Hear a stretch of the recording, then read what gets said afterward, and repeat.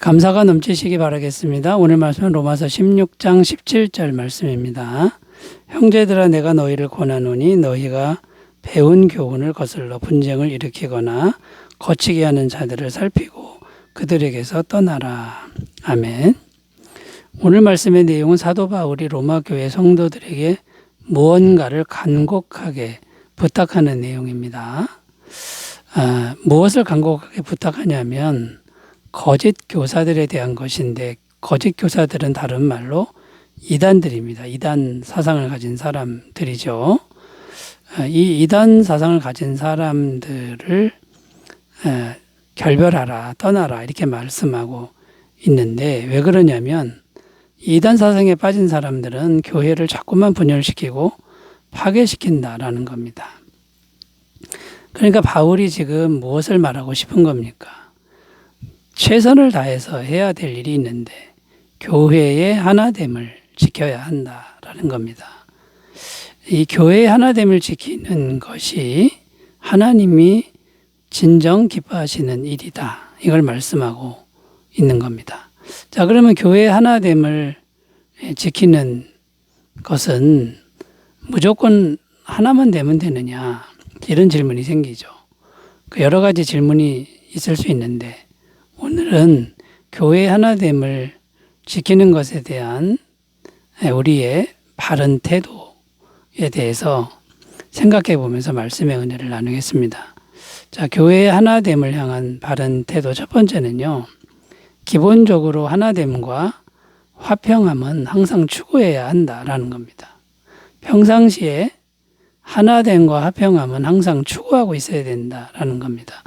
로마서 12장 17절에서 18절 아무에게도 악을 악으로 갚지 말고 모든 사람 앞에서 선한 일을 도모하라. 할 수 있거든 너희로서는 모든 사람과 더불어 화목하라. 자, 이게 무슨 말이냐면 최선을 다해 모든 사람과 화목한 관계를 유지하라는 말씀입니다. 성도라면, 구원받은 성도라면 기본적으로 이런 태도로 살아야 한다라는 말씀인데요. 악한 일을 당해도 악으로 갚지 말고 선으로 대하라고 권면하고 있습니다. 그러니까 하나됨과 화평함을 최선을 다해 모든 사람과 유지하려면 악을 악으로 갚아서는 안 되고 선으로 갚아야 된다. 이렇게 말씀하고 있는 겁니다. 그러면 하나님의 교회에서는 어떻게 해야 됩니까? 하나님의 교회에서 당연히 하나됨과 화평함을 늘 애쓰고 추구해야 되는 것이죠. 요한복음 17장 11절입니다. 나는 세상에 더 있지 아니하오나 그들은 세상에 있사옵고 나는 아버지께로 가옵나니 거룩하신 아버지여 내게 주신 아버지의 이름으로 그들을 보존하사 우리와 같이 그들도 하나가 되게 하옵소서. 예수님이 제자들을 위해서 간곡하게 기도하신 내용인데 주제가 뭐냐면 하나가 되게 하옵소서, 이런 주제입니다. 성삼위 하나님이 온전히 하나 된 것처럼 교회도 온전히 하나가 되게 하옵소서, 이런 기도였다는 겁니다. 이것이 예수님이 가장 원하신 부분인 것이죠. 그러면 교회는 어떻게든지 하나됨과 화평함을 유지해야 되는데 그러면 우리 인간이 어떻게 해야 됩니까? 에베소서 4장 2절 3절 모든 겸손과 온유로 하고 오래 참음으로 사랑 가운데서 서로 용납하고 평화 안에 매는 줄로 성령이 하나 되게 하신 것을 힘써 지키라. 자, 교회라고 하는 것은 성령께서 역사하셔서 하나로 모아주신 곳이 교회다, 이런 의미인데 그 교회의 하나됨을 지키려면 항상 모든 일에 겸손하고 온유하고 오래 참고 사랑하고 용납함, 이런 마음으로 교회를 섬겨야 된다, 이런 말씀이 됩니다. 가장 먼저 나오는 게 모든 겸손, 이렇게 나옵니다. 그러니까 겸손함만 있으면 어찌됐든 교회는 하나 될 수 있다라는 건데요. 다른 말로 하면 교만하지 말라는 겁니다.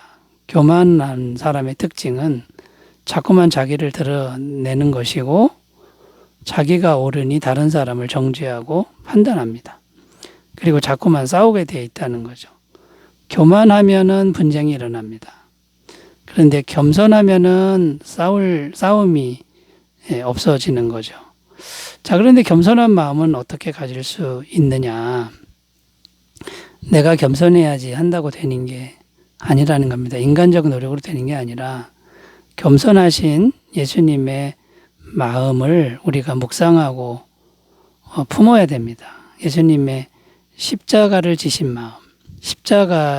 마음은 성부 하나님께 겸손한 마음이고 무조건 순종하는 그 마음을 묵상하면 예수님의 겸손한 마음이 우리 안에 영으로 들어온다는 거죠. 그러면 진정 겸손해질 수 있다라는 겁니다. 빌립보서 2장 3절에서 6절입니다. 아무 일에든지 다툼이나 허용으로 하지 말고 오직 겸손한 마음으로 각각 자기보다 남을 낮게 여기고 각각 자기 일을 돌볼 뿐더러 또한 각각 다른 사람들의 일을 돌보아 나의 기쁨을 충만하게 하라. 너희 안에 이 마음을 품으라고 그리스도 예수의 마음이니 그는 근본 하나님의 본체시나 하나님과 동등됨을 취할 것으로 여기지 아니하시고. 자, 모든 일에 겸손하라 권면하고 있는데 어떻게 겸손해지느냐? 너희 안에 예수님의 마음을 품으라. 이렇게 말씀하고 있는 것을 잘 실천하시길 바라겠습니다. 두 번째로 가보겠습니다. 교회의 하나됨을 향한 바른 태도는 무엇일까요? 두 번째는 이단에 대한 것은 단호하게 결별해야 한다. 이단에 대한 것은 단호하게 결별해야 한다는 겁니다. 오늘 말씀 17절 읽습니다. 형제들아 내가 너희를 권하노니 너희가 배운 교훈을 거슬러 분쟁을 일으키거나 거치게 하는 자들을 살피고 그들에게서 떠나라. 자, 여기 보면 너희가 배운 교훈을 거슬러 이렇게 되어 있는데 너희가 배운 교훈은 복음의 말씀이죠. 그런데 그 복음의 말씀을 거스른다 이거는 다 복음과 다른 거를 지금 전파하는 겁니다. 당시 대표적인 그 이단 사상, 복음을 거스르는 이단 사상이 두 가지인데 하나는 율법주의고 하나는 영지주의입니다. 이 율법주의와 영지주의가 복음과 어떻게 다른지를 여기서 좀 더 생각해 보려고 하는데 일단 복음은요. 오직 예수님을 믿음으로 구원을 받습니다. 이 말은 예수님이 모든 구원에 필요한 모든 것을 다 해놓으셨는데 믿음을 통로로 해서 거저받는 겁니다. 은혜로 예수님의 은혜를 받아서 구원을 받는 게 복음이죠. 자, 그런데 율법주의는 뭐냐면 예수님을 안 믿어도 되고 인간이 율법을 계속 지키다 보면 구원받을 수 있다라고 가르치는 겁니다. 그러니까 예수님의 은혜를 못 받게 하는 게 율법주의고 인간의 행위를 자꾸만 강조하는 게 율법주의가 됩니다. 근데 문제는 뭡니까? 예수님을 믿지 않으면 구원을 못 받는다는 게 문제입니다. 또 영지주의 이단은 어떤 거냐면 일종의 지식주의입니다. 구원받는 지식만 알면 구원이다. 이렇게 말하는 겁니다. 이 영지주의의 문제는 뭐냐면 머리로 지식으로는 알고 있는데 마음 중심에 믿음으로 예수님을 영접하는 일을 하지 않습니다. 마음 중심에 예수님이 주인 되어야 그래야 구원을 받는 건데 중심에 변화는 없고 머리만 있는 겁니다. 지식만 있으니 이 영지주의도 역시 구원을 못 받게 된다라는 거죠. 그래서 바울은 오늘 말씀에서 너무나도 단호하게 말하고 있습니다. 그들에게서 떠나라. 상종하지 마라. 피하라. 이런 뜻인데 앞에서는 모든 사람과 화목하라. 이렇게 말씀하셨지만 이런 이단들에 대해서는 결별해야 된다. 상종하면 안 된다. 왜냐하면 구원을 못 받는다. 이런 말씀이 되는 겁니다. 그러니까 여러분 교회의 하나됨을 위해서 이단까지도 용납하면 안 된다. 이거는 우리가 분명히 선을 그어야 된다. 이런 말씀이 이제 되는 것입니다. 그래서 교회의 하나됨을 향한 바른 태도는 이단 사상은 단호하게 배격하는 이런 원칙을 잘 세우셨으면 좋겠습니다. 세 번째로 가보겠습니다. 교회의 하나됨을 향한 바른 태도는 뭘까요? 세 번째는 항상 성령으로 충만한 공동체를 가꾸어야 한다라는 겁니다.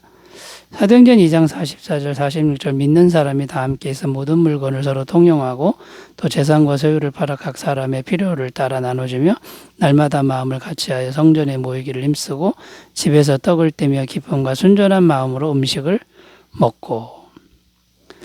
자, 이 말씀의 내용은 사도행전에 나오는 초대교회의 완벽한 하나됨의 모습을 설명하는 말씀입니다. 얼마나 하나됨을 잘 이루었느냐 하면요. 로마 정부가 핍박을 하고 있는데도 아랑곳하지 않고 잘 모였다. 하나됨으로 모였다는 거고, 또 성도들이 자기 소유를 다 팔아서 다른 성도에게 나눠 줄 정도로 사랑으로 하나가 되었다라는 겁니다. 지구상에 이런 완벽한 하나됨을 이룬 교회는 역사상으로 이 교회밖에 없는 거죠.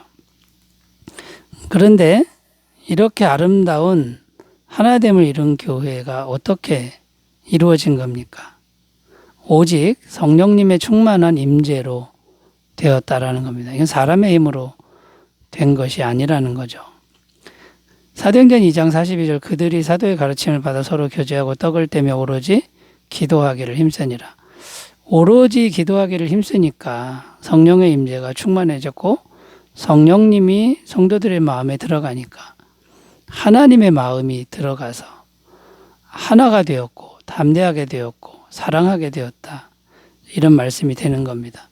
자, 그러면 교회 하나됨을 이루는 길이 명확해졌습니다. 성령 충만함을 어떻게든지 갖고 와야 되는데 기도하는 분위기를 만들어야 됩니다. 기도에 힘쓰는 분위기.